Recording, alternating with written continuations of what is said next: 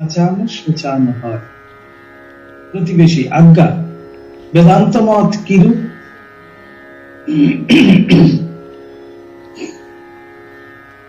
এই আমাদের খুব পরিচিত এই দৃশ্য। প্রথমেই যেটা বললাম, সব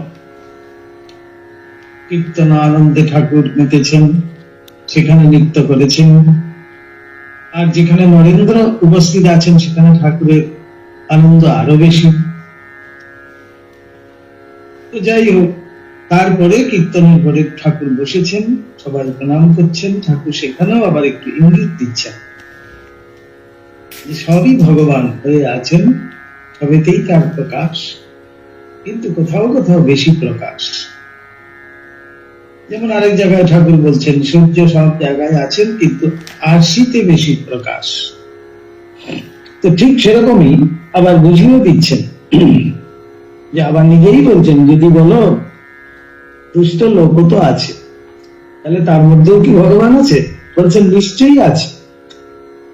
যেমন বাঘ সিংহের মধ্যেও ভগবান আছে, কিন্তু বাঘ সিংহের সাথে আলিঙ্গন করা যাবে না, তাদেরকে দূর থেকে প্রণাম করতে হবে, প্রণাম করে চলে যেতে হবে। তো সেই উপমা দিচ্ছেন, কোন জল খাওয়া যায়, কোন জলে চান করা যায়, কোন জলে পুজো করা যায়, আবার কোন জলে আচানো শোচানো যায় ইত্যাদি।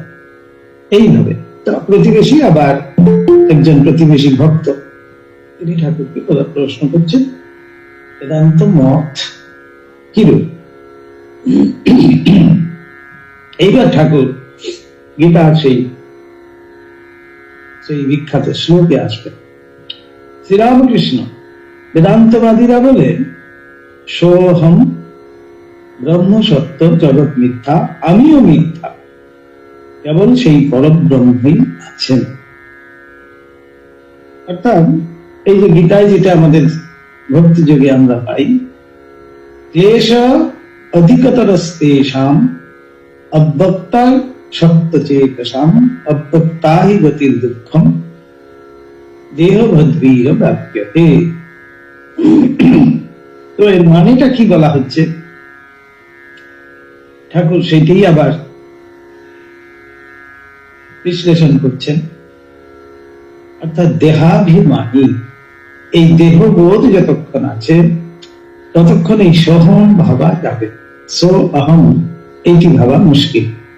দেহাভিমানী মানবের পক্ষে নিত্য প্রত্যক প্রবণতা অর্থাৎ ব্রহ্মভাবে স্থিতি লাভ করা খুবই কঠিন, কারণ দেহাত্মবোধ বিদূরিত না হলে তা সম্ভব নয়। সেজন্য সগুণ ব্রহ্ম উপাসনা অর্থাৎ কায় মনোবাক্যে ঈশ্বরের ভজনা করাই প্রকৃষ্ট। এই যে সগুণ উপাসনার কথা আসছে, ভক্তিযোগের কথায় আমরা আসবোই না, ঠাকুর সেই কথাই বলছেন। তো সেখানে ঠাকুর প্রথমেই বললেন যে বেদান্তবাদীরা কি করে, সোহম চিন্তা করে, একমাত্র ব্রহ্মই সত্য, জগৎ মিথ্যা, আমি রূপ যে, আমি রূপী যে আছি সেও কিন্তু মিথ্যা। কিন্তু কিন্তু আমি তো যাই না, তাই আমি তার দাস, আমি তার সন্তান, আমি তার ভক্ত, এই অভিমান খুব ভালো। এই আমি তার দাস এইটি আসবে কিভাবে? এই জন্যই বলছেন ভক্তিযোগ। অর্থাৎ এই বর্তমান যুগের জন্য ঠাকুর বলে দিচ্ছেন যে এই ভক্তিযোগই হলো এই বর্তমান যুগের জন্য একমাত্র পথ। তাই বলছেন ঠাকুর, আবার বলছেন কলিযুগে ভক্তিযোগই ভালো। ভক্তি দ্বারা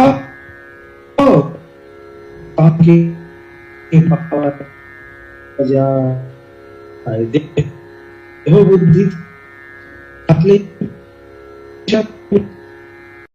আছে, লোকশিক্ষার জন্যই শরীর ধারণ। ঠাকুর একদম যেন ভবিষ্যৎবাণী করে দিচ্ছেন। আর এক থাক আছে কৃপা সিদ্ধ, হঠাৎ তাঁর কৃপা হলো, অমনি দর্শন আর জ্ঞান লাভ। যেমন হাজার বছরের অন্ধকার ঘর আলো নিয়ে গেলে এক্ষণে আলো হয়ে যায়, একটু একটু করে হয় না। যারা সংসারে আছে তাদের সাধন করতে হয়, নির্জনে গিয়ে ব্যাকুল হয়ে তাকে ডাকতে হয়। চৌধুরীর প্রতি পাণ্ডিত্য দ্বারা তাকে পাওয়া যায় না। হয়তো চৌধুরীর একটু অভিমান ছিল, এই জন্য প্রথমেই বলছেন 4টে পাস। তখনকার দিনে 4টে পাস মানে অহংকার একটু হয়তো নিশ্চয়ই ছিল, ঠাকুর সেটা বুঝেছেন। তাই ঠাকুর তাকে বলে দিচ্ছেন যে পাণ্ডিত্যের দ্বারা তাকে লাভ করা যায় না। ন মেধয়া ন শ্রুতেন চ, সেই উপনিষদের কথাই ঠাকুর বলে দিচ্ছে। নায়মাত্মা প্রবচনেন লভ ন মেধয়া ন শ্রুতেন চ। তো পাণ্ডিত্য দ্বারা তাকে পাওয়া যায় না। আর তার বিষয়কে বিচার করে বুঝবে, তার পাদপদ্মে ভক্তি যাতে হয় তাই সকলের করা উচিত। তার অনন্ত ঐশ্বর্য কি বুঝবে, তার কার্যই বা কি বুঝতে পারবে? ঈশ্বরদেব যিনি সাক্ষাৎ অষ্টবসুর একজন বসু, তিনি সরসজ্জায় শুয়ে কাঁদতে লাগলেন, বললেন কি আশ্চর্য, পাণ্ডবদের সঙ্গে স্বয়ং ভগবান সর্বদাই আছেন, তবু তাদের দুঃখ বিপদের শেষ নাই। ভগবানের কার্য কে বুঝবে? স্বয়ং বিশ্বদেব, অর্থাৎ তিনি কত জ্ঞানী, অষ্টবসুর এক বসু বলা হচ্ছে, তিনি পর্যন্ত সরসজ্জায় শুয়ে শুয়ে কাঁদছেন। সবাই অবাক হয়ে কৃষ্ণকে বলছেন যে আচ্ছা, এত জ্ঞানী তিনি, তিনি মৃত্যু আসন্ন বলে সেই জন্য কাঁদছেন? বলছে না, যাও গিয়ে পিতামহকে জিজ্ঞেস করো। তখন বলছেন যে আমি এই জন্য কাঁদছি যে আমি কিছুই বুঝতে পারলাম যে ভগবান স্বয়ং যার সাথে সাথে আছে তাদের এত দুঃখ। তাহলে আমাদের কি বুঝতে হবে? আমাদের যদি দুঃখ থাকে তার মানে ভগবান সাথে আছে, সুখ যদি আছে তার মানে ভগবান একটু দূরে আছে। আচ্ছা ঠিক আছে, ওর মতো করে আছে, থাক না, যখন দরকার পড়বে আমি যাব। এইটি একটি কিন্তু আমাদের আশার বাণী। কেউ মনে করে আমি একটু সাধন ভজন করেছি, আমি জিতেছি, কিন্তু হার জিত তার হাতে। এখানে একজন মাগী মরবার সময় সজ্ঞানে গঙ্গা লাভ করলে। চৌধুরী, এবার চৌধুরী প্রশ্ন করছে,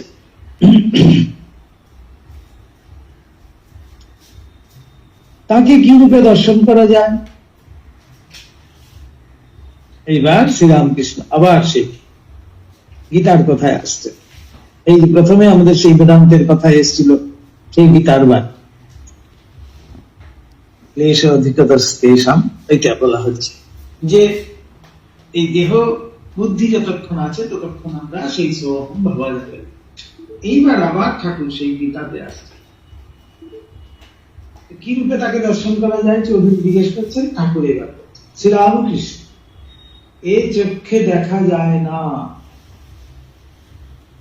এই চর্মচক্ষু দিয়ে তাকে দেখা যাবে না, তিনি দিব্য চক্ষু দেন তবে দেখা যায়। অর্জুনকে বিশ্বরূপ দর্শনের সময় ঠাকুর দিব্য চক্ষু দিচ্ছিলেন। এই আছে নতুমাং সক্কশে দ্রষ্টুম অনেনৈব সচক্ষুষা দিব্যম দদামি তে চক্ষুঃ অশ্বমে যোগমৈশ্বরম। বলছেন আমার এই ঐশী রূপ, এই যে তুমি তোমার এই চর্ম চক্ষু দিয়ে, এই সাধারণ চক্ষু দিয়ে কিন্তু দেখতে পাবে না, তাই তোমাকে আমি দিব্য চক্ষু দান করছি, তুমি তাই দিয়ে আমার এই ঐশী রূপ, অর্থাৎ যেটা আমাদের বলা হচ্ছে ভগবানের সত্যিকার রূপ, ঠিক। হে অর্জুন, তুমি তোমার এই চর্মচক্ষু দ্বারা আমার এই ঐশ্বর রূপ দর্শনে সমর্থ হবে না, সেই জন্য তোমার দিব্য চক্ষু দিচ্ছি, তার সাহায্যে আমার এই ঐশ্বরিক অঘটন ঘটন সামর্থ্য রূপা যোগ শক্তি দেখো। এই দিব্য চক্ষু, তিনি কৃপা করে যদি দিব্য চক্ষু প্রদান করেন তখনই কিন্তু তাকে আমরা দেখতে পাই। এটি ঠাকুর আবার এখানে বুঝিয়ে দিচ্ছে। তোমার ফিলোসফিতে কেবল হিসাব কিতাব করে, কেবল বিচার করে ওতে কাকে পাওয়া যায়, ঠাকুর একবারে ফিলোসফির কথা বলে দিল যে এই বিচার করে যাবে, কিন্তু এই বিচারের দ্বারা তাকে পাবে না। যদি রাগ ভক্তি হয়, অনুরাগের সহিত ভক্তি, তাহলে তিনি স্থির থাকতে পারেন না। আবার ভক্তি কিরকম, ঠাকুরের কথা বলে দিচ্ছে। ভক্তি তার কিরূপ প্রিয়, খোল দিয়ে জাপ যেমন গরুর প্রিয়, গপ গপ করে খায়। তখন আর সেই জাপ পড়ে থাকে না, খোল দেওয়া জাপ, অর্থাৎ ঘাসকে কুচি কুচি করে কেটে বা খড়কে কুচি কুচি করে কেটে খোল, তার উপরে খোল ভিজিয়ে খোল ছড়িয়ে দিতে হবে, এটাকেই বলে জাপ, জাপ দেওয়া, খোল দিয়ে জাপ। তো এইটা যখন গরুকে দেওয়া হয়, গরু সত্যি, এটা আমরাও দেখেছি চোখে, যে গরু তখন কিন্তু সেই ঘাস আর একটাও পড়ে থাকে, সমস্ত খেয়ে, এতই প্রিয় তখন তার কাছে সে। ঠাকুরও সেখানে সেই উপমা দিয়ে বলছেন, খোল দিয়ে জাপ যেমন গরুর প্রিয়, গপ গপ করে খায়। রাগ ভক্তি, শুদ্ধা ভক্তি, অহৈতুকী ভক্তি যেমন প্রহ্লাদের। এই হয়েছে ঠাকুরের আমাদের ঔষধ বাক্যে দিলেন। এই ঔষধ যদি আমি গ্রহণ করি তখনই এই রোগ আরাম হবে, এটি বলছে। এর প্রথমেই তাকে কি রূপে দর্শন করা যায় বলছেন, এই অনুরাগ ছাড়া, এই রাগ ভক্তি ছাড়া, এই ভক্তি ছাড়া তাকে কিন্তু দর্শন করা যাবে। কেন? ভগবানের কাছে ভক্তি কিন্তু খুবই প্রিয়। বলছেন অনুরাগের সহিত ভক্তি, তাহলে তিনি স্থির থাকতে পারেন না। তারপরে সেই প্রহ্লাদের ভক্তির উপমা দিয়ে বলছেন, প্রহ্লাদের কিরকম ভক্তি, রাগ ভক্তি, শুদ্ধা ভক্তি, অহেতুকী ভক্তি। তুমি বড় লোকের কাছে কিছু চাও না, কিন্তু রোজ আসো, তাকে দেখতে ভালোবাসো, জিজ্ঞাসা করলে বলো আজ্ঞা দরকার কিছু নাই, আপনাকে দেখতে এসেছি, এর নাম অহেতুকী ভক্তি। তুমি ঈশ্বরের কাছে কিছু চাও না, কেবল ভালোবাসো।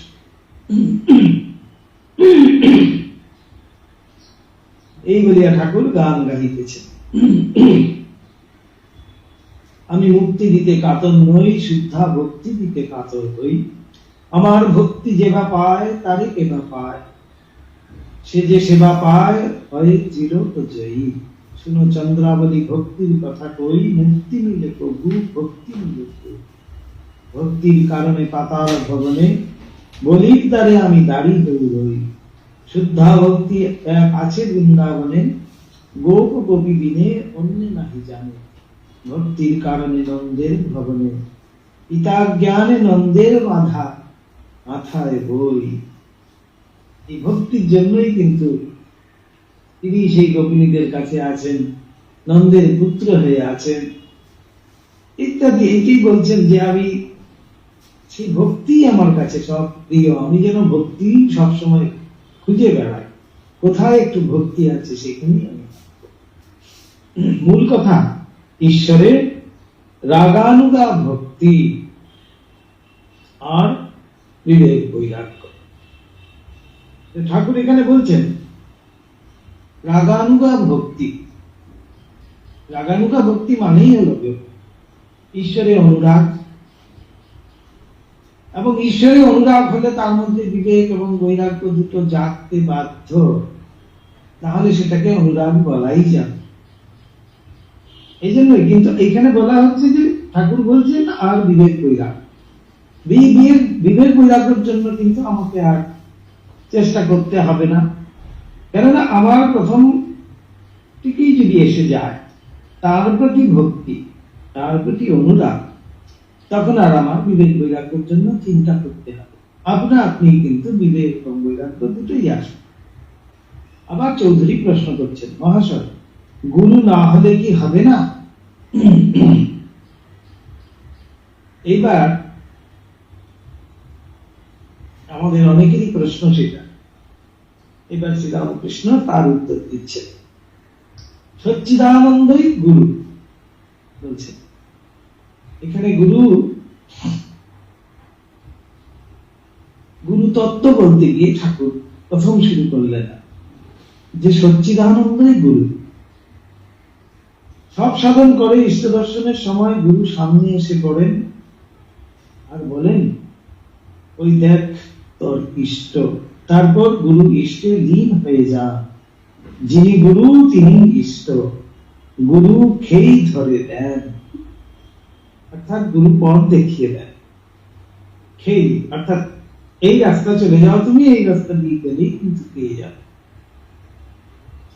অনন্ত ব্রত করে কিন্তু পূজা করে বিষ্ণুকে, তারই মধ্যে ঈশ্বরের অনন্ত রূপ। রামাদি ভক্তদেরকে যদি বলো কোন মূর্তির চিন্তা করব, এই এখন প্রতীক কি হবে? প্রথমে গুরুর কথা বললেন, এবার প্রতীকের কথা বলছেন যে কোন প্রতীক অবলম্বন করে আমি সাধন ভজনে রত হব, সেটা এবার ঠাকুর বলে দিচ্ছেন। ঠাকুর নিজেই বলছেন, যদি বলো যে কোন মূর্তি চিন্তা করব, যে মূর্তি ভালো লাগে তারই ধ্যান করবে, কিন্তু জানবে যে সবই এক। কালই একজনকে বলছিলাম যে ঠাকুরের সেই ধ্যান মন্ত্রে আছে সর্বভূতাদিবাসম, সর্বভূতাদিবাসম। তিনি সর্বভূতে কিন্তু নিবাসতা, তিনি সর্বভূতেই আছেন। সর্বভূতাদিবাসম ত্রিগুণ রহিতম সচ্চিৎ ব্রহ্ম রূপম বলছে। অর্থাৎ আমি কিন্তু বহু দেবতা বা বহু মূর্তি যেন না ভাবি। যেই মূর্তি আমি দর্শন করব, আমি জানবো যে আমি আমার সেই ইষ্ট দেবতাকেই দর্শন করছি। সমস্ত মূর্তিতেই, সমস্ত বিগ্রহতে, সমস্ত প্রতীকে আমারই ইষ্ট দেবতারা বর্তমান, এইটি কিন্তু আমাকে বিশ্বাস করতে হবে। এইটি ঠাকুর বলে দিচ্ছে। কিন্তু জানবে যে সবই এক, এই একে আসতে হবে আমাদের, এইটি ঠাকুর যেন বুঝিয়ে দিচ্ছে। কারোর উপর বিদ্বেষ করতে নয়, শিব কালী হরি। অনেকেই শিব ভক্ত, কিন্তু কৃষ্ণের প্রতি একটু যেন মুখ বাঁকা, কৃষ্ণকে ঠিক পছন্দ, আবার শিবকে তারা বেশ হিরো বলে ভাবে। কারণ আছে, শিব হলেন গিয়ে শুধু দুর্গাকে নিয়ে আছে, আর কৃষ্ণ অনেককে নিয়ে আছে, কিন্তু ভাবটা যে সম্পূর্ণ একই জিনিস বোঝানোর জন্যই শ্রীকৃষ্ণ এই লীলা করছেন। একই পরমেশ্বর, তিনি কখনো শিব, কখনো বিষ্ণু, কখনো ব্রহ্মা। তিনিই তো সব, তিনিই সৃষ্টি করছেন, তিনিই পালন করছেন, আবার তিনিই কিন্তু সংহার করছেন। তো বলছেন কারোর উপর বিদ্বেষ করতে না। শিব কালী হরি সবই একেরই ভিন্ন ভিন্ন রূপ, যে এক করেছে সেই ধন্য, যে এক করতে পেরেছে সেই হলো কি ধন্য। এই জন্যই দেখুন, আমাদের যখন আমরা পুজো পদ্ধতিতে যাই, পুজো করি, হয়তো অনেকেই দেখেছেন আমাদের এই যে দুর্গা পূজা হয়, দুর্গা পূজাকে মহাপূজা বলা হচ্ছে। সেই দুর্গা পূজাও যখন হচ্ছে, সেই বানেশ্বর শিবলিঙ্গের উপরেই কিন্তু সমস্ত পুজো করা হচ্ছে। অর্থাৎ এই বানেশ্বর শিব, তাকেই কিন্তু একটি যন্ত্র হিসাবে ধরা হচ্ছে এবং আধার হিসাবে, প্রতীক হিসাবে ধরা হচ্ছে এবং সেই প্রতীকের উপরেই আমরা কিন্তু পুজো করছি। কেননা সেই এত বড় দুর্গা মূর্তি যে মাটির মৃন্ময়ী প্রতিমা, তাকে তো আর স্নান করানো যাবে না। এই লিঙ্গ মূর্তিতে আমরা এই যে শিব এখানে সামনে রেখেছি, তাতেই কিন্তু স্নান। তো সেই শিবের উপরেই, সেই বামলিঙ্গের উপরেই কিন্তু নারায়ণেরও পুজো হচ্ছে, শিবেরও পুজো হচ্ছে, মায়েরও পুজো হচ্ছে, সবার পুজো কিন্তু সেখানেই হচ্ছে। এই জন্যই বলা হচ্ছে যে এক করতে পেরেছে সেই ধন্য। ঠাকুর আবার বলে দিচ্ছে, বহি শৈব হৃদে কালী মুখে হরি বল। কি সুন্দর ঠাকুর তিনটে দিয়ে মিলিয়ে দিয়েছেন। বহি শৈব, শৈব ভাব আমার বাইরের দিকে, হৃদে কালী, অন্তরে আমার একেবারে মা কালী যেন বসে আছে, মা মা করছি, আর মুখে হরিবোল হরিবোল করছি। একটু কাম প্রদাদি না থাকলে শরীর থাকে না, তাই তোমরা কেবল কমাবার চেষ্টা করবে। ঠাকুর কেদারকে দেখিয়া বলিতেছেন, ইনি বেশ, নিত্য মানেন, লীলাও মানেন। একদিকে ব্রহ্ম, আবার দেবলীলা মানুষ লীলা পর্যন্ত। কেদার বলেন যে ঠাকুর মানুষ দেহ লইয়া অবতীর্ণ হইয়া আছেন। এই জন্য ঠাকুর কেদারের গুণ গাইছেন। যেহেতু কেদার এই কথা বলেছেন যে ভগবানই মানুষ হয়ে এসে এই লীলা করেন, কিছুটা হলেও তিনি মানছেন বলে ঠাকুর তাকে যেন তার গুণ গাইছেন। নিত্য গোপালকে দেখিয়া ঠাকুর ভক্তদের বলিতেছেন, এর বেশ অবস্থা। নিত্য গোপালের প্রতি, তুই সেখানে বেশি যাসনি, কখনো একবার গেলি, ভক্ত হলেই বা, মেয়ে মানুষ কিনা, তাই সাবধান। সন্ন্যাসীর বড় কঠিন নিয়ম, স্ত্রীলোকের চিত্রপট পর্যন্ত দেখবে না, এটি সংসারী লোকেদের পক্ষে নয়। স্ত্রীলোক যদি খুব ভক্ত হয় তবুও মেশামেশি করা উচিত নয়। জিতেন্দ্রীয় হলেও লোকশিক্ষার জন্য ত্যাগী এইসব করতে হয়। অর্থাৎ এই বহিঃশৈব ঠাকুর বলছে, বাইরের যে ত্যাগের ভাব, এইটিও কিন্তু রাখতে হয়। সাধু 16 আনা ত্যাগ দেখলে অন্য লোকে ত্যাগ করতে শিখবে, তা না হলে তারাও করে যাবে। সন্ন্যাসী জগৎগুরু সবার জন্য, এই সন্ন্যাসীকে দেখেই কিন্তু লোকে শিখবে। সেই জন্য সন্ন্যাসীর যেন এত কঠিন নিয়ম ঠাকুর বলে দিচ্ছে। এই সেই আছে, একদিন বলছিলাম গাছতলায় সন্ন্যাসী শুয়ে আছে, সামনে একটা ইট পড়ে আছে। সে ভাবলো এমনি শুয়ে আছে, আচ্ছা ইট একটা মাথায় দিয়ে, সে ইটটা মাথায় দিয়েছে। সামনে দিয়ে কিছু মহিলারা জল আনতে যাচ্ছে পুকুরে। সেই মহিলারা বলাবলি করছে, বাবা সাধুর আবার ঠাট আছে, বালিশ ছাড়া শুতে পারে না, বলে দিয়ে ওরা চলে গেল। তখন সেই সাধু শুয়ে শুয়ে ভাবছে, ও বাবা, এই ইটটা মাথায় দিয়েছিলাম বলে ওরা এরকম বলছে, আচ্ছা সরিয়ে দিই, ইটটা সরিয়ে রাখবো। আবার ওরা যখন জল নিয়ে ফিরছেন তখন বলা বলি করছে, বাবা সাধুকে আবার কিছু বলা যাবে না, তার আবার অভিমান আছে। এই হয়েছে সাধুর এত কঠিন নিয়ম, এদিকে গেল বিপদ, ওদিকে গেল বিপদ। এই জন্যই বলছেন বহিঃশৈব, এই বাইরে শিব ভাব রাখতে হবে। অর্থাৎ ত্যাগে আদর্শ সবসময় যদি না থাকে বাইরে, তাহলে লোকে কিন্তু শিখতে পারবে না। কেননা সে তো জগৎগুরু, সন্ন্যাসী মানেই হলো গিয়ে জগৎগুরু। এইবার ঠাকুর ও ভক্তেরা উঠিয়া বেড়াইতেছেন। মাস্টার প্রহ্লাদের ছবির সম্মুখে দাঁড়াইয়া ছবি দেখিতেছেন। প্রহ্লাদের অহৈতুকী ভক্তি ঠাকুর বলিয়াছেন, তাই মাস্টার আবার প্রহ্লাদের ছবি দেখছেন। ঠাকুর শ্রী রামকৃষ্ণ দক্ষিণেশ্বর মন্দিরে নিজের ঘরে রাখাল মাস্টার প্রভৃতি 2-1টি ভক্ত সঙ্গে বসিয়া আছেন। আজ শুক্রবার, এটি আরেক দিনের কথা আর কি। আজ শুক্রবার 26শে ফাল্গুন, 9 মার্চ। এই ধরুন 2-3 দিন আগে, আজকের থেকে 1883 খ্রিস্টাব্দ মাঘের অমাবস্যা সকালবেলা 8টা-9টা হইবে। অমাবস্যার দিন ঠাকুরের সর্বদাই জগন্মাতার উদ্দীপন হইতেছে। তিনি বলিতেছেন ঈশ্বরী বস্তু আর সব বস্তু মা তাঁর মহামায়ায় মুগ্ধ করে রেখেছেন। মানুষের ভিতরে দেখো বদ্ধ জীবই বেশি, এত কষ্ট দুঃখ পায় তবু সেই কামিনী কাঞ্চনে আসক্তি।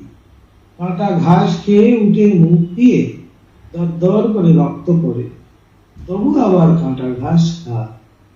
প্রসব বেদনার সময় মেয়েরা বলে ওগো আর স্বামীর কাছে যাব না, আবার ভুলে যায়। দেখো তাকে কেউ খোঁজে না। আনারস গাছের ফল ছেড়ে লোকে তার পাতা খায়। আনারস গাছ বিশাল পাতাওয়ালা হয়, উপরে একটা ছোট্ট ফল। সেই জন্য বলছেন উপরে যে ফলটা কত মিষ্টি কত সুন্দর, সেই ফলকে ছেড়ে যদি কেউ পাতা খোঁজে তাহলে তো হবে না। ঠাকুরও বলছেন আনারস গাছের ফল ছেড়ে লোকে তার পাতা খায়। ভক্ত আজ্ঞা সংসারে তিনি কেন রেখে দেন? একটা বড় কঠিন প্রশ্ন করেছে তিনি। এটি আমাদের প্রত্যেকেরই প্রশ্ন। সংসারে তিনি কেন রেখে দেন? শ্রীরামকৃষ্ণ এই কত সুন্দর বিশ্লেষণ করছেন ঠাকুর থেকে। শ্রীরামকৃষ্ণ সংসার কর্মক্ষেত্র। এই সংসারে যদি আমরা এসে না পড়ি, আমাদের কর্মক্ষেত্রে কিন্তু কর্ম করা, এবং এই কর্ম যতদিন না করব ততদিন কিন্তু আমাদের নিস্তার নেই। কেন আমাদের প্রত্যেকের জন্য কিছু কর্ম কিন্তু ঠিক করা আছে, এটি করতেই হবে, না হলে কিন্তু নিস্তার নেই। এই সংসার হলো কর্মক্ষেত্র। কর্ম করতে করতে তবে জ্ঞান হয়। গুরু বলেছেন এই সব কর্ম করো আর এই সব কর্ম করো না। আবার তিনি নিষ্কাম কর্মের উপদেশ দেন। কর্মণ্যেবাধিকার আসতে মা ফলেষু কদাচন। তুমি কর্ম করে যাও, ফলের তোমার দরকার কি আসছে ফল সেটা তোমার দেখার দরকার নেই। কর্ম করতে করতে মনের ময়লা কেটে যায়। ভালো ডাক্তারের হাতে করলে ওষুধ খেতে খেতে যেমন রোগ সেরে যায়। কেন তিনি সংসারে থেকে ছাড়েন না? কেন তিনি সংসার থেকে ছাড়েন না? রোগ সারবে তবে ছাড়বেন। রোগ সারানোর জন্য যেমন হসপিটালে দেওয়া হয়, আমরা হসপিটালে ভর্তি হই তখন রোগ ভালো না হওয়ার জন্য কিন্তু ডাক্তার ছাড়ে।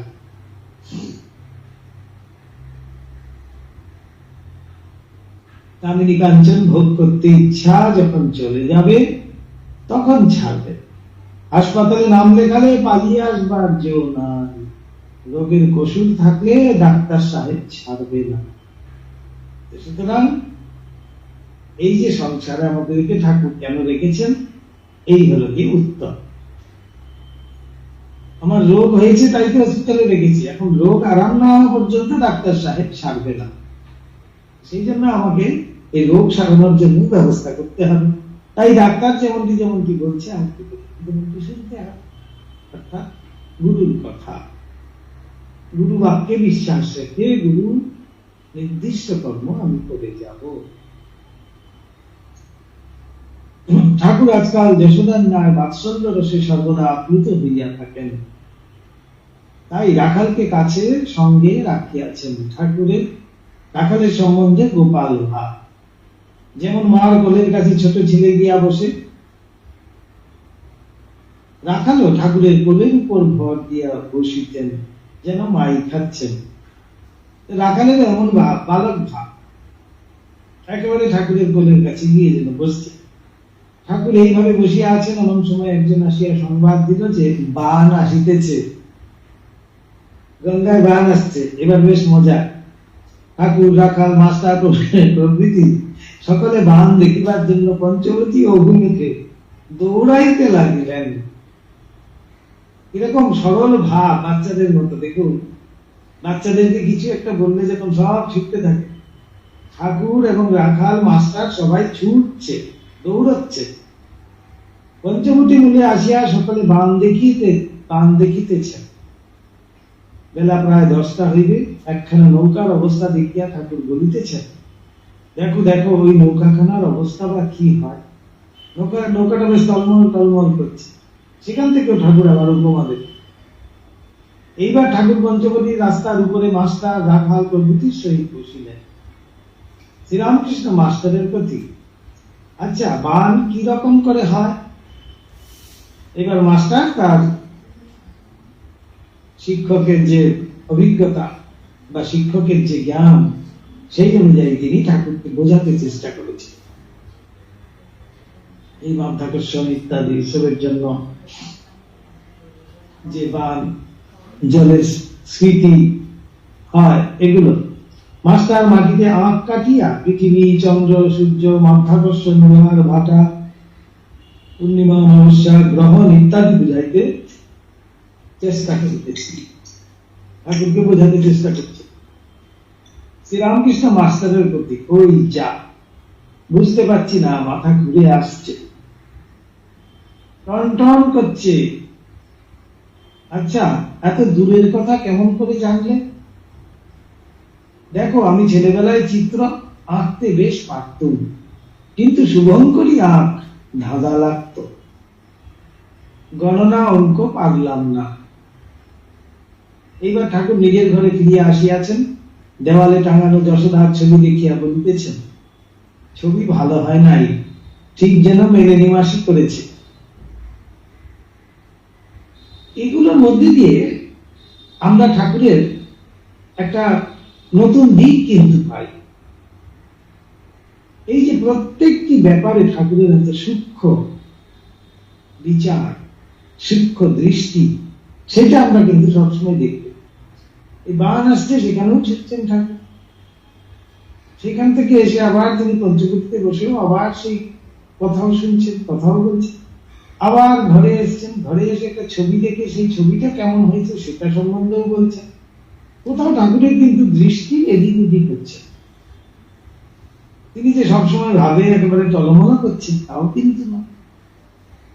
এইটি হলো কি ঠাকুরের মধ্যে একটা বৈচিত্র্য আমরা কিন্তু দেখতে পাই। মধ্যাহ্ন সেবার পর ঠাকুর একটু বিশ্রাম করিয়াছেন। অধর ও অন্যান্য ভক্তেরা ক্রমে ক্রমে আসিয়া জুটিলেন। অধর সেন এই প্রথম ঠাকুরকে দর্শন করিতেছেন। অধরের বাড়ি কলিকাতা বেনেটলায়। তিনি ডেপুটি ম্যাজিস্ট্রেট, বয়স 29-30। অধর শ্রীরামকৃষ্ণের প্রতি, মহাশয় আমার একটি জিজ্ঞাসা আছে, বলিদান করা কি ভালো? এতে তো জীবহিংসা করা হয়। এখন তো অনেক জায়গায় বলি বন্ধ হয়ে গেছে। তো অধর সেন সেই কথাই জিজ্ঞেস করছে যে বলিদান করা কি ভালো? শ্রীরামকৃষ্ণ, বিশেষ বিশেষ অবস্থায় শাস্ত্রে আছে বলি দেওয়া যেতে পারে, বিধিবাদীও বলিতে দোষ নাই। যেমন অষ্টমীতে একটি পাঁঠা, কিন্তু সকল অবস্থাতে হয় না। আমার এখন এমন অবস্থা, দাঁড়িয়ে বলি দেখতে পারি না, আর প্রসাদী মাংস এই অবস্থায় খেতে পারি না, তাই আঙ্গুলে করে একটু ছুঁয়ে মাথায় ফোঁটা কাঁকি আছে, মা রাগ করেন। আবার এমন অবস্থা হয় যে দেখি সর্বভূতে ঈশ্বর, পিঁপড়েতেও তিনি। এই অবস্থায় হঠাৎ কোনো প্রাণী মরলে এই সান্ত্বনা হয় যে তার দেহ মাত্র বিনাশ, আত্মার জন্ম মৃত্যু নাই। এই যার জ্ঞান হবে তার দুঃখ কষ্ট কিছুই আর থাকবে না, কোনো কিছুতেই তার যেমন দুঃখও থাকছে না, হর্ষও থাকছে। মৃত্যুতে তিনি দেখছেন যে দেহের নাশ, দেখা বিহায় বলছে পিতা। ঠিক সেইভাবে জ্ঞানীর দৃষ্টি কিন্তু আলাদা হয়ে যায়। জ্ঞানীরা তখন এইভাবে কিন্তু দেখবে। তখন ঠাকুর বলছেন যে এমন অবস্থা আমার হয়ে গেছে, এখন যেন মনে হয় কেউ মরলে করে তখন দেখি যে দেহ মাত্র নাশ হয়েছে, আত্মাত্ম জন্ম মৃত্যু নাই। বেশি বিচার করা ভালো নয়, মার পাদপদ্মে ভক্তি থাকবেই হবে। বেশি বিচার করতে গেলে সব গুলিয়ে যা। এদেশে পুকুরের জল উপর খাওয়া, বেশ পরিষ্কার জল ভালো। বেশি নিচে হাত দিয়ে নাড়লে জল গুলিয়ে যায়। তাই তার কাছে ভক্তি প্রার্থনা করো। ধ্রুবর ভক্তি সকাম, রাজ্য লাভের জন্য তপস্যা করেছিলেন। প্রহ্লাদের কিন্তু নিষ্কাম অহেতুকী ভক্তি। ভক্ত ঈশ্বরকে কি রূপে লাভ হয়? আবার আরেকটি প্রশ্ন ঠাকুরকে। শ্রীরামকৃষ্ণ ওই ভক্তির দ্বারা, তবে তার কাছে জোর করতে হয়, দেখা দিবিনি গলায় ছুরি দেব, এর নাম ভক্তিতম। অর্থাৎ তার কাছে কিন্তু জোর খাটাতে হয়। জোর আসবে কিভাবে? বিশ্বাস থেকে। আমি জানি আমি তোমার নাম করেছি, আমার আর কোনো চিন্তা নেই। আমি জানি তুমি দেখা দেবেই, দেবে না মানে যদি না দাও গলায় ছুরি দিচ্ছি। এটা কিন্তু আসছে, এই যে তম ভাব, এটা আসছে কিন্তু বিশ্বাসের থেকে। এতটাই সে বিশ্বাস করে ভগবানকে, এতখানি ভগবানের উপর নির্ভরশীল, সে কিন্তু ওইভাবেই ভাবছে। আবার ভক্ত জিজ্ঞেস করছে, ঈশ্বরকে কি দেখা যায়? শ্রীরামকৃষ্ণ, হ্যাঁ অবশ্য দেখা যায়। নিরাকার সাকার দুই দেখা যায়। সাকার চিন্ময়ের দর্শন হয়, আবার সাকার মানুষ, তাতেও তিনি প্রত্যক্ষ। অবতারকে দেখাও যা, ঈশ্বরকে দেখাও তা। এবার ঠাকুর আরেকটি ইঙ্গিত দিচ্ছে। সেই সময় ঠাকুরকে আর কজন চিনেছে, কিন্তু ঠাকুর বারবার ইঙ্গিত দিচ্ছে। অবতার, প্রথমে তো অবতার কি সেটাও তো বুঝতে হবে, কিন্তু ঠাকুর এখানে একটি ইঙ্গিত দিলেন, অবতারকে দেখাও যা, ঈশ্বরকে দেখাও তা। ঈশ্বরই যুগে যুগে মানুষ রূপে অবতীর্ণ হন, ধর্ম সংস্থাপনার্থায় সম্ভবামি যুগে যুগে, স্বয়ং ভগবান অঙ্গীকার করত, নিজ মুখে বলেছেন। এইবার আসছে দক্ষিণেশ্বরে ঠাকুর শ্রী রামকৃষ্ণের জন্মোৎসব। তার কদিন পরেই ঠাকুরের জন্মোৎসব, তাই এটি আমরা একটু পড়ে নিই। তাহলে কালীবাড়িতে আজ শ্রী রামকৃষ্ণের জন্ম মহোৎসব। ফাল্গুন শুক্লা দ্বিতীয়া রবিবার 11ই মার্চ 1883 খ্রিস্টাব্দ। এবার 11ই মার্চ পড়ছে আমাদের শিবরাত্রি, তারপরে 15ই পড়ছে ঠাকুরের জন্মোৎসব, জন্ম তিথি। এবার তো আমাদের সেই আমরা শুধু, আর মেলাটাও হবে না। আজ ঠাকুরের অন্তরঙ্গ ভক্তগণ সাক্ষাৎ তাহাকে লইয়া জন্মোৎসব করিবেন। প্রভাত হইতে ভক্তেরা একে একে আসিয়া জুটিতেছেন। সম্মুখে মা ভবতারিণী মন্দির। মঙ্গলারতির পরই প্রভাতির আগে নহবতখানা মধুর তানে রসন চৌকি বাজিতেছে। একে বসন্তকাল, বৃক্ষলতা সকলই নতুন বেশ পরিধান করিয়াছে। তাহাতে ভক্ত হৃদয় ঠাকুরের জন্মদিন স্মরণ করিয়া নৃত্য করিতেছে। ভক্তদের প্রাণেও খুব আনন্দ হচ্ছে। চতুর্দিকে আনন্দের সমীরণ বহিতেছে। মাস্টার গিয়া দেখিতেছেন ভবনাথ, রাখাল, ভবনাথের বন্ধু কালীকৃষ্ণ উপস্থিত আছেন। তখন খুব সকাল। ঠাকুর ইহাদের সঙ্গে পূর্ব দিকের বারান্দায় বসিয়া সহাস্যে আলাপ করিতেছেন। মাস্টার পৌঁছিয়া ঠাকুরকে ভূমিষ্ঠ হইয়া প্রণাম করিলেন। শ্রীরামকৃষ্ণ মাস্টারের প্রতি, তুমি এসেছ ভক্তদিগকে লজ্জা ঘৃণা ভয় তিন থাকতে নয়।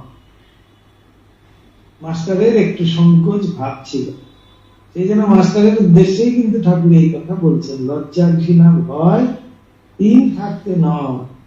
আজ কত আনন্দ হবে, কিন্তু যে সারারা হরিনামে মত্ত হয়ে নিত্যগীত করতে পারবে না, তাদের কোনো কালে হবে না।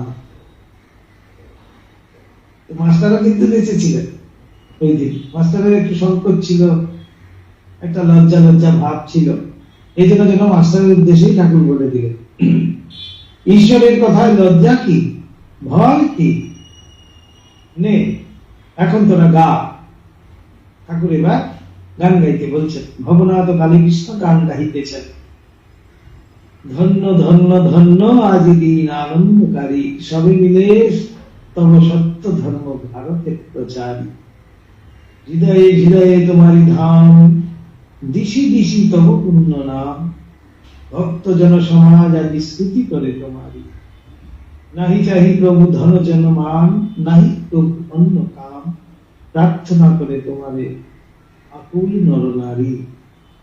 তব পদে প্রভু লইল শরণ, কি ভয় বিপদে কি ভয় মরণ। অমৃতের খনি পাইন যখন, জয় জয় তোমারি। ঠাকুর বদ্ধাঞ্জলি হইয়া বসিয়া এক মনে গান শুনিতেছেন। গান শুনিতে শুনিতে মন একেবারে ভাব রাজ্যে চলিয়া গিয়াছে। ঠাকুরের মন শুষ্ক দিয়াশলায়, একবার ঘষিলেই উদ্দীপন। প্রাকৃত লোকের মন ভিজে দেশাইয়ের না, যত ঘষ জলে না। কেননা মন বিষয়ে আসক্ত। ঠাকুর অনেকক্ষণ ধ্যানে নিমগ্ন। কিয়ৎক্ষণ পরে কালীকৃষ্ণ ভবনাথের কানে কানে কি বলিতেছেন। কালীকৃষ্ণ ঠাকুরকে প্রণাম করিয়া গাত্রোত্থান করিলেন। ঠাকুর ভীষ্ম আবিষ্ট হইয়া জিজ্ঞাসা করিলেন, কোথায় যাবে? ভবনাথ, আজ্ঞা, একটু প্রয়োজন আছে তাই যাবে। শ্রীরামকৃষ্ণ, কি দরকার? ভবনাথ, আজ্ঞা, শ্রমজীবীদের শিক্ষালয়ে, বরানগর ওয়ার্কিং ম্যানস ইনস্টিটিউট, ওখানে যাবে। কালীকৃষ্ণের প্রস্তাব। শ্রীরামকৃষ্ণ, ওর কপালে নাই। আজ হরিনামে কত আনন্দ হবে দেখতো, ওর কপালে নাই। বেলা প্রায় 8:30 বা 9টা। ঠাকুর আজ অবগাহন করিয়া গঙ্গায় স্নান করিলেন না। শরীর তত ভালো নয়। তাহার স্নান করিবার জল ওই পূর্বোক্ত বারান্দায় কলসি করিয়া আনা হইল। ঠাকুর স্নান করিতেছেন, ভক্তেরা স্নান করাইয়া দিল।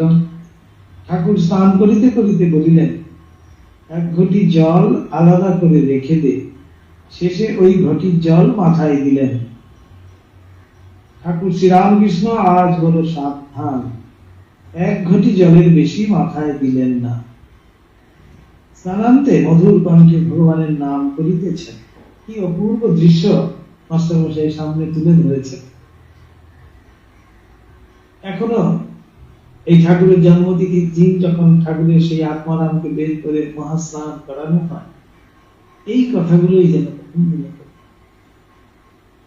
কত সুন্দর করে সেই অভিষেক করা হয় নানা বস্তু দিয়ে। আবার ঠাকুরকে সেই পীত বস্ত্র পরানো হবে, এগুলোও আছে। তো ঠাকুরকে এই জন্মদিনের দিন ঠাকুরকে কিন্তু পীত বস্ত্রই পরানো হতো।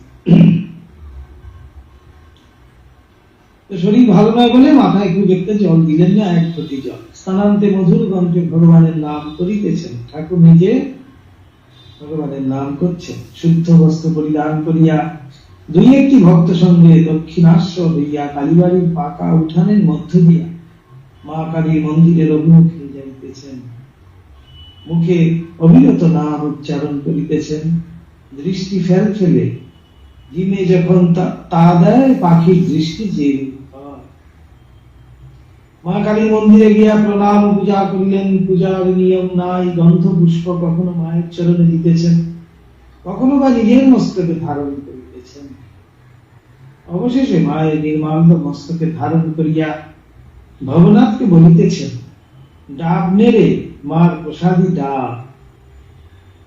আবার পাকা উঠানের পথ দিয়া নিজের ঘরের দিকে আসিতেছেন। সঙ্গে মাস্টার ভবনাথ, ভবনাথের হাতে ডাব। রাস্তার ডান দিকে শ্রী শ্রী রাধাকান্তের মন্দির। ঠাকুর বলিতেন বিষ্ণু ঘর।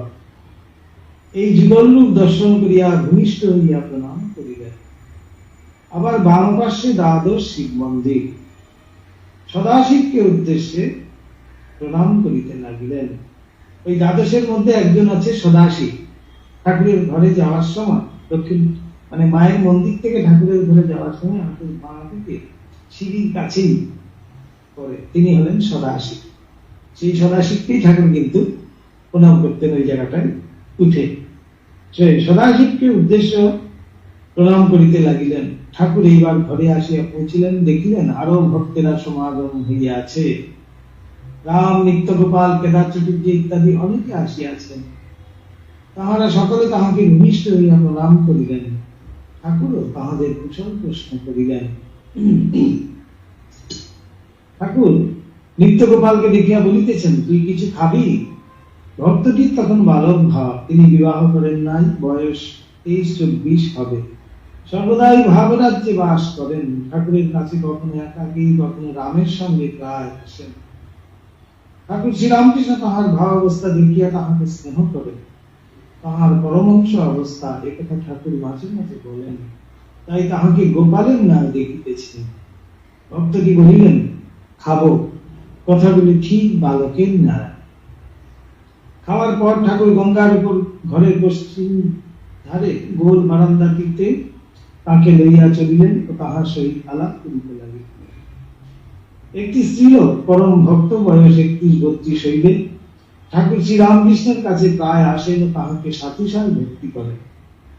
সেই স্ত্রীলোকটিও ওই ভক্তটির অদ্ভুত ভাবাবস্থা দেখিয়া তাহাকে সন্তানের ন্যায় স্নেহ করেন ও তাহাকে প্রায় নিজের আলয়ে লইয়া যান। শ্রীরামকৃষ্ণ ভক্তটির প্রতি, সেখানে কি তুই যাস? নিত্যগোপাল বালকের ন্যায়, হ্যাঁ যাই, নিয়ে যায়। শ্রীরামকৃষ্ণ, ওরে সাধু সাবধান, এক আধবার যাবি, বেশি যাস নে, পরে যাবি। কামিনী কাঞ্চনী মায়া, সাধুর মেয়ে মানুষ থেকে অনেক দূরে থাকতে হয়, ওখানে সকলে ডুবে যায়, ওখানে ব্রহ্মা বিষ্ণু পড়ে খাচ্ছে খাবি। ভক্তটি সমস্ত শুনিলেন।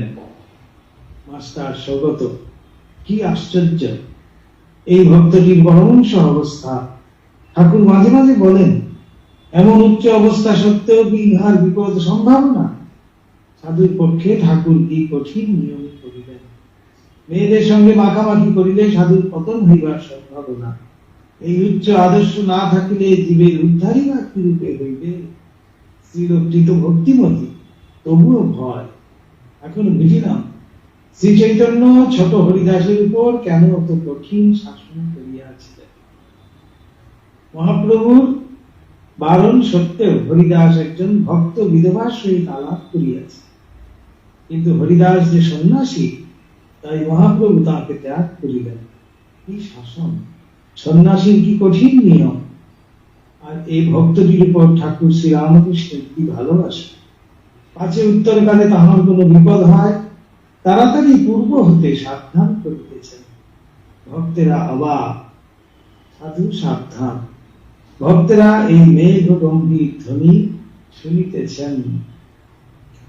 ঠাকুর সেই বলে দিয়েছেন সাধু সাবধান, সেই জন্য সেটা যেন মেঘ গম্ভীর শব্দ বলছেন, মেঘ গম্ভীর শব্দ। ও সময় হয়ে গেছে না? তাহলে এই পর্যন্তই।